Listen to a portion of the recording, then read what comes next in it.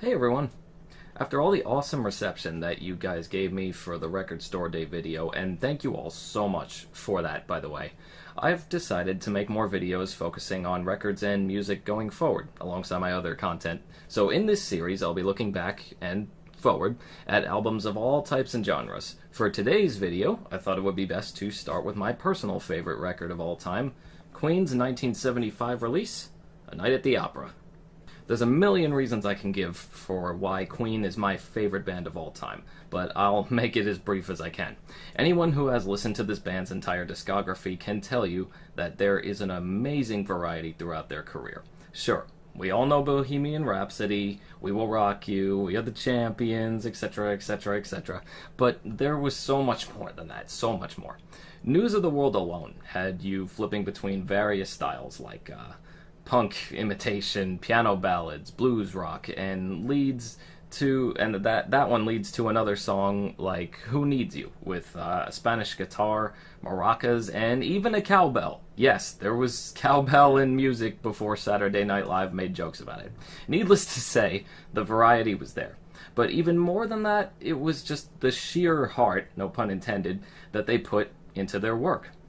Throughout every song, especially in the 70s, you'd catch little details about the way certain instruments were used, like how a small ukulele section was thrown into the middle of Bring Back That Leroy Brown for just a few seconds, with no other purpose than just to add it to those few seconds of the song to create that effect for those few seconds. I mean, these guys were clearly masters of their craft.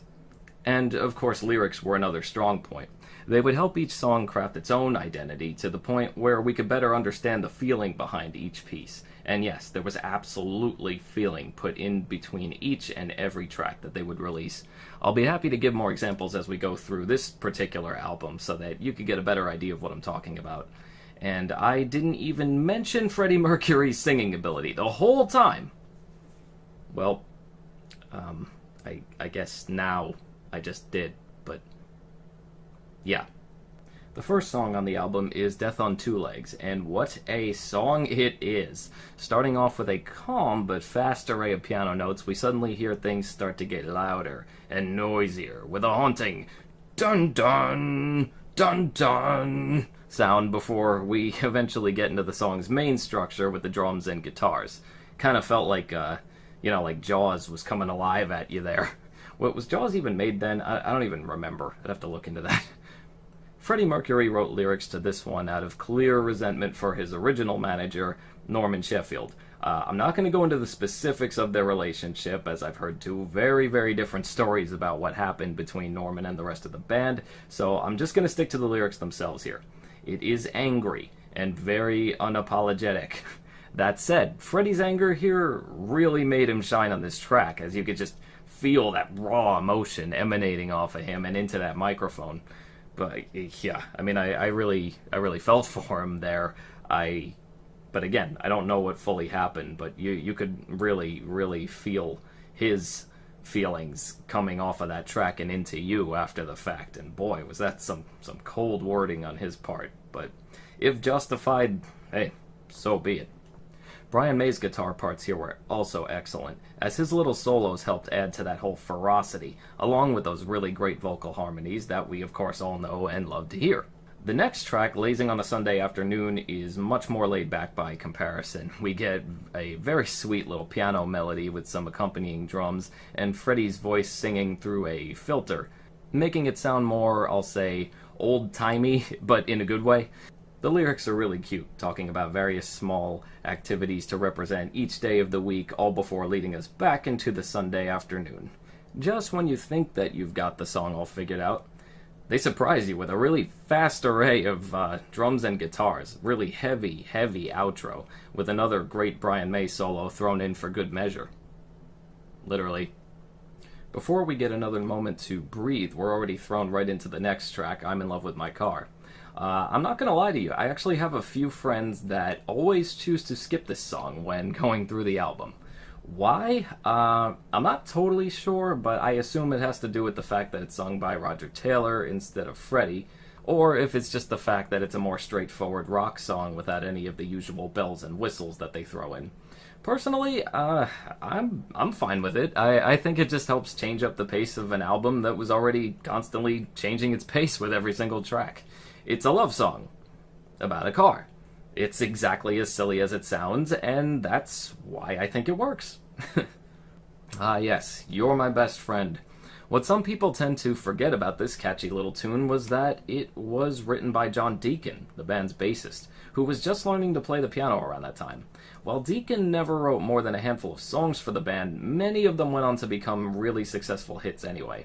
This track happened to be an adorable message, which Deacon dedicated to his wife. It's hard not to want to sing along with Freddie on this one, though he makes it sound so easy to do. FYI, it's not. It's not. I tried, it's not.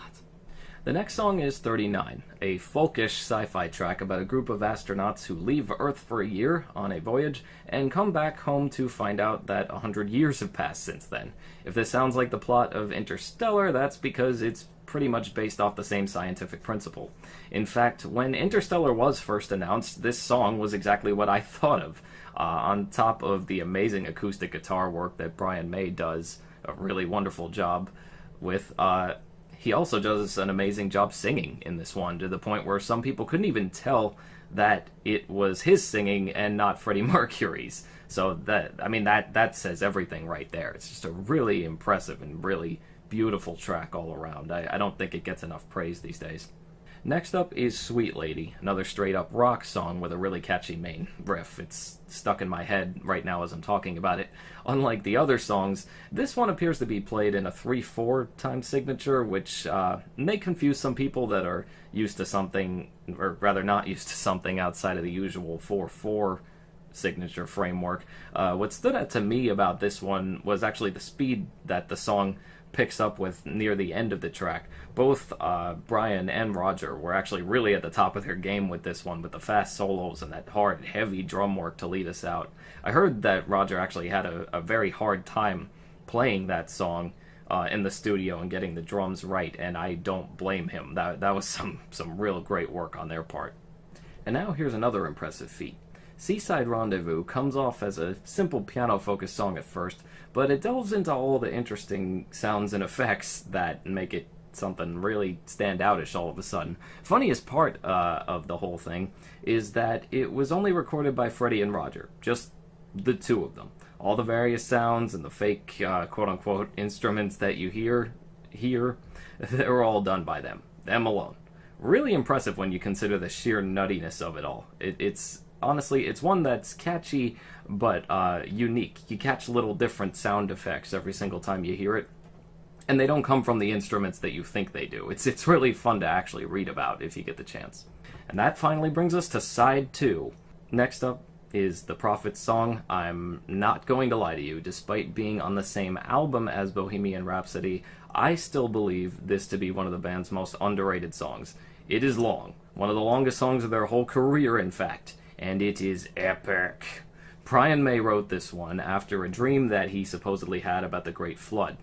Freddie really helped carry that vision through with his powerful vocals to just bring the whole song forward, really roll out that red carpet.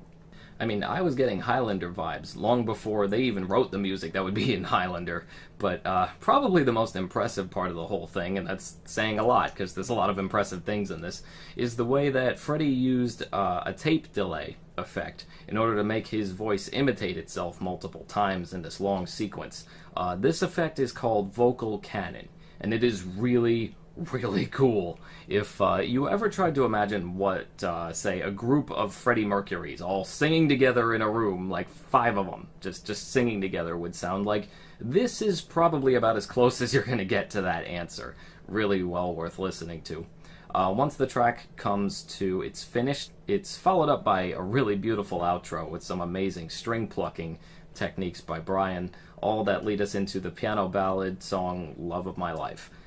The sheer feeling of this song, it gets me every single time. Freddie's vocal work as well as his piano playing here are known to tug on everybody's heartstrings, mine included, and I have to also give serious credit to Brian May once again.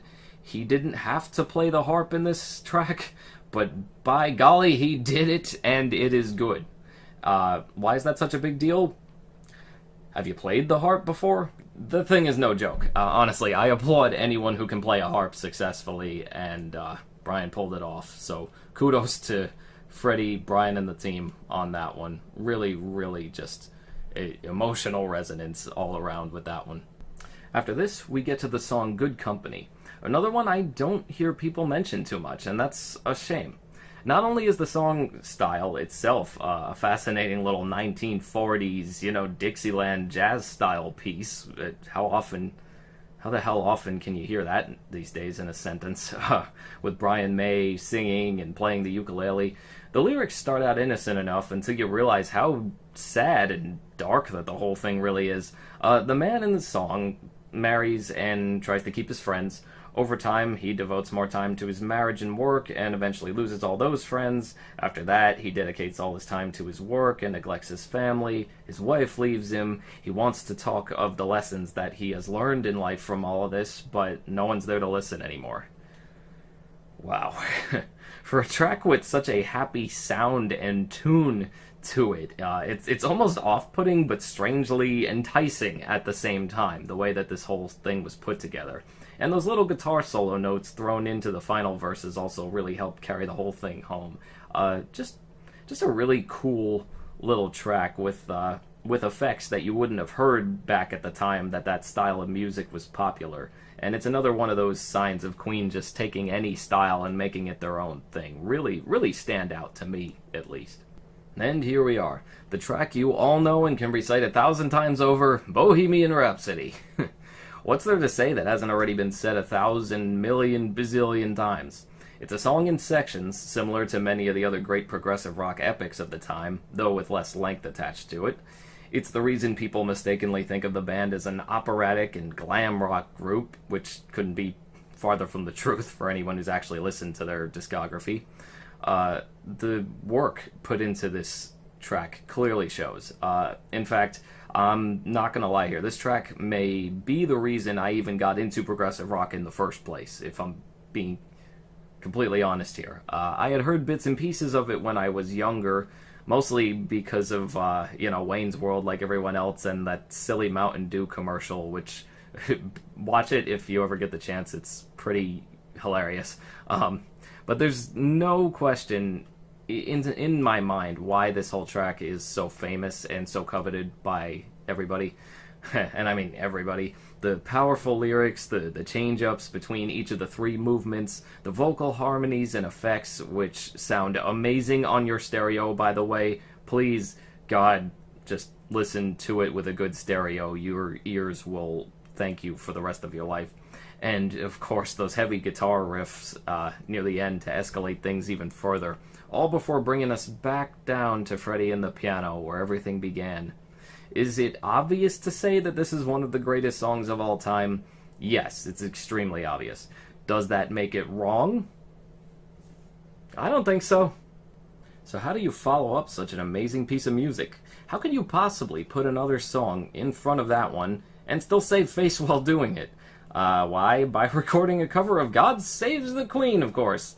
It's actually a perfect way to send us off. I feel like it was recorded this way for the sole purpose of, calmly getting our coat for us and walking us to the door to thank us for a time. It's just, it's brilliant. It's pure brilliance, the way that they gave us such a great send-off there. And honestly, there you have it. Every time I listen and re-listen to this album, I catch new and exciting little details every single time. I delved headfirst into the history behind the making of this album, and saw what a struggle it really was to put the whole thing together. This is unabashedly my favorite album of all time, and I thank the band so much for that. Without a doubt, this record changed my life forever, as I'm sure it did for all kinds of other people, and just really changed a lot of people, myself included, changed our perspectives of what music could even be for us, what it could be about, what it could consist of, what we could do with it, new ways to make it our own. I feel like this was one of those albums for me to show me that light and guide me into that realm of loving music for the rest of my life. And I really hope that you all enjoyed reminiscing about this with me here. So what are your thoughts on this album? Experiences? Let me know in the comments below. And as always, thanks so much for watching. And I hope to talk to you all again soon with more music fun. Let's do it.